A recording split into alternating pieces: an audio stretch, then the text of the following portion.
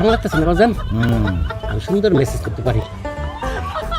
এত কথা না বলে হাত পা টিপেন আর কি বলতে আসছেন বলে বিদায় হন। আমার টাকা লাগবে বাজান, 5,500 টাকা আমার খুব দরকার। সিদ্দিক কাকা আপনার কিন্তু অভ্যাস খুব খারাপ হয়ে গেছে। আপনি আমার যেখানে দেখেন সেখানে টাকা, আমি কি টাকার গাছ লাগাইছি যে ঝাঁকি দিলে টাকা পারবো? আসছেন ভালো কথা, হাত পা টিপা বিদায় হন, আমি টাকা দিতে পারবো না। বাজান আমি তোমার পায়ে ধরি, টাকা আমার লাগবেই।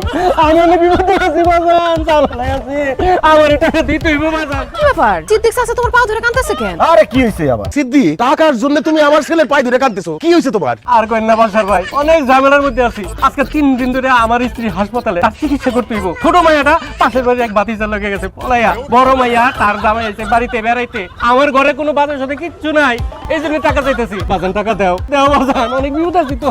লোকটার কত বিপদ, উনি যেহেতু এত করে তোমার কাছে 5,500 টাকা ধার চাইতেছে, তার 5,500 টাকা ধার দাও, সে পরে ফেরত দিয়ে দিব। এরে তুমি কেমন কথা কইরা? ধার কি লেগে নিমু আমি? আমার কাছ থেকে সে 5,000 টাকা ধার নিছে, সুদে আসলে 5,500 টাকা হইছে। আমার পাওনা টাকা আমি তার কাছে ফেরত চাইতেছি। বলেন সিদ্দিক ভাই, আপনি আমার পোলার হাতে পা ধরে আপনার পাওনা টাকা চাইতেছেন? পাওনা টাকা চাইতে এসে আপনি আপনার এত সমস্যার কথা বলতেছেন কেন? এই দেশে টাকা ধার দেওয়ার সময় অনেক দুঃখের কথা শুনতে হয়, এই জন্য আপনার পোলারে আমার দুঃখের কথা শুনাইতেছি। আমার দুঃখের কথা তো শুনবাই, এবার আমার টাকাটা ফেরত দাও। সামনে পয়লা বৈশাখ আইতাছে, হালখাতা কইরেন, টাকা দিয়া মিষ্টি খাই আমুনি। আমি করি সুদের ব্যবসা, আমি কি দোকানদারি করি নাকি যে হাল খাতা দিব? আমার টাকা যদি ফেরত না দাও তাহলে কিন্তু তোমার বাপ মা তুইলা গালি গালাজ করবো। ঠিক আছে, গালি দেন, যা খুশি তাই করেন, টাকা আমি দিতে পারবো না। হাতে টাকা নিছো, টাকাটা ফেরত দাও, সংসার ছেড়ে চলে যাবো। তুমি সংসার ছেড়ে চলে গেলে আমি আরেকটা বিয়ে করব, তোর টাকা দিতে পারবো না।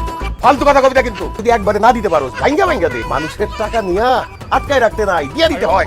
হ্যাঁ বাবা, তোর সিদ্দিক চাচা বিপদে পড়ছে, তার পাওনা টাকাটা দিয়া দি বাবা। ঠিক আছে মা, তুমি যেহেতু কইছো তোমার কথা তো ফেলতে পারি না। শুধু আসলে কত হইছে আপনার টাকা? 5,500। আমার কাছে তো বাকি টাকা নাই, 1,000 টাকা নোট আছে, তার মানে 500 টাকা আপনার কাছ থেকে পামু। 500 টাকা কি বাকি আছে? দেন, আমি 6,000 টাকা নিয়ে দিচ্ছি। আছে আছে, ইয়াল্লাহ এতদিন পরে আমার পাওনা টাকা ফেরত পাইতেছি। আল্লাহ বাজান, এই যে ধরো 500 টাকা, টাকাটা নিয়ে আইসালেন। দরকার আবার নিবা, সমস্যা কি?